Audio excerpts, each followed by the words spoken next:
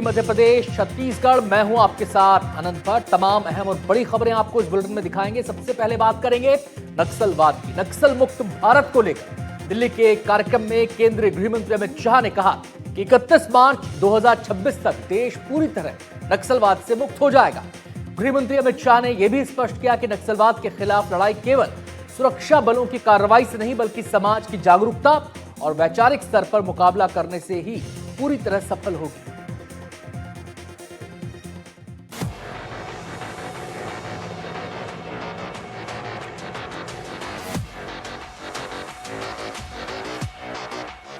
$270 नक्सली को न्यूट्रलाइज करने का काम 1 साल के अंदर किया।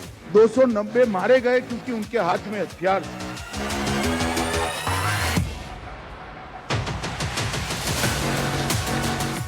जो हथियार छोड़कर सरेंडर होकर आना चाहते हैं, उनके लिए रेड कारपेट है।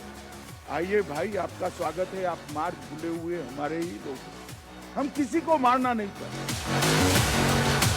31/3/26 को इस देश में से हथियारी नक्सलवाद समाप्त। नक्सलियों को फाइनल अल्टीमेटम मिल गया है। हथियार छोड़ो वरना खात्मा तय है। देश के गृह मंत्री अमित शाह ने साफ कर दिया है, जो हथियार छोड़कर सरेंडर के लिए आना चाहते हैं, उनके लिए रेड कारपेट तैयार है। लेकिन निर्दोष आदिवासियों की हत्या करने वालों को बख्शा नहीं जाएगा। हमारी सरकार की नीति है, जो हथियार छोड़कर सरेंडर होकर आना चाहते हैं, उनके लिए रेड कारपेट है। आइए भाई, आपका स्वागत है। आप मार्ग भूले हुए हमारे ही लोग हो, हम किसी को मारना नहीं चाहते। मगर आप हथियार में लेकर निर्दोष आदिवासियों को मारना चाहते हैं, तो मेरी सरकार का धर्म है इनको बचाना और आपका साथ।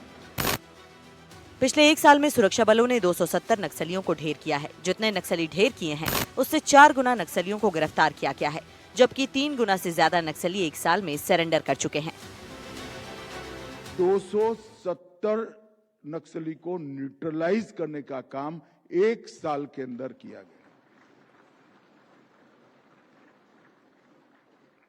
और ये जो वामपंथी भाई नक्सलियों के बचाव में खड़े होते हैं, हमारे लोग हैं, क्यों मारना चाहिए? हम नहीं मारना चाहते। 290 मारे गए क्योंकि उनके हाथ में हथियार थे। 290 के सामने 1090 गिरफ्तार किए हैं। जहां गिरफ्तारी संभव थी, वहां हमने गिरफ्तार भी किए हैं, और वो आज कानून की कोर्ट में। और उसके साथ 1090 के साथ 881 सरेंडर कर दिए। गृह मंत्री अमित शाह ने साफ कर दिया है कि मार्च 2026 तक देश से हथियारी नक्सलवाद खत्म होकर रहेगा। मोदी सरकार ने संवाद, सुरक्षा और समन्वय तीनों पहलू पर काम करने की शुरुआत की,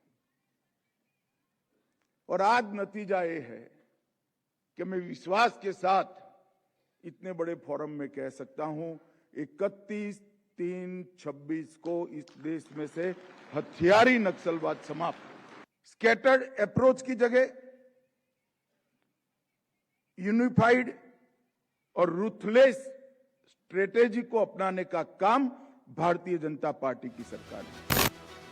जिस डेडलाइन को सरकार ने तय किया है, उससे पहले ही नक्सलियों की आधी लीडरशिप ध्वस्त हो चुकी है। पिछले 12 महीनों में नक्सलियों के 13 टॉप लीडर्स को ढेर किया गया है। नाम बसवा राजू, सदस्य पोलित ब्यूरो महासचिव, इनाम 1.5 करोड़। नाम सुधाकर उर्फ सिंहाचलम, सदस्य सीसीएम, इनाम 1 करोड़।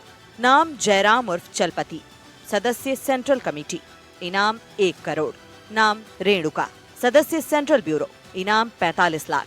नाम भास्कर, सदस्य डीवीसी, इनाम 45 लाख। नाम गजरला रवि, सदस्य सीसीएम, इनाम 40 लाख। नाम मधु उर्फ जंग, सदस्य दंडकारण्य जोनल कमेटी, इनाम 25 लाख। नाम नीति उर्फ निर्मला, सदस्य दंडकारण्य जोनल कमेटी, इनाम 25 लाख। नाम रुपेश, सदस्य दंडकारण्य जोनल कमेटी, इनाम 25 लाख। नाम दसरू, सदस्य दंडकारण्य जोनल कमेटी, इनाम 25 लाख। नाम रणधीर, सदस्य दंडकारण्य जोनल कमेटी, इनाम 25 लाख। नाम जोगन्ना, सदस्य दंडकारण्य जोनल कमेटी, इनाम 25 लाख। नाम अरुणा, सदस्य दंडकारण्य जोनल कमेटी, इनाम 20 लाख। नक्सलियों की सेंट्रल कमेटी के 19 में से 9 को ढेर किया जा चुका है। एक सेंट्रल कमेटी मेंबर सरेंडर कर चुकी है, जबकि अब सेंट्रल कमेटी में सिर्फ 9 नक्सली बचे हैं। 18-19 पोलिट ब्यूरो और सेंट्रल कमेटी मेंबर्स सक्रिय थे, मतलब सीपीएम महोदय संगठन में। उनमें से जैसा मैंने नाम ने गिनती किया, 9 लोग का अलग अलग मुठभेड़ में, खासतौर पर वर्ष 2025 में इनका अलग अलग मुठभेड़ के पश्चात डेड बॉडी रिकवर की गए थे। 10 और सेंट्रल कमेटी और पोलिट ब्यूरो मेंबर्स अभी वर्तमान की स्थिति में सक्रिय है। अब इन नक्सलियों के गिने चुने लीडर्स ही बचे हैं, और वो भी सुरक्षा बलों के रडार पर हैं।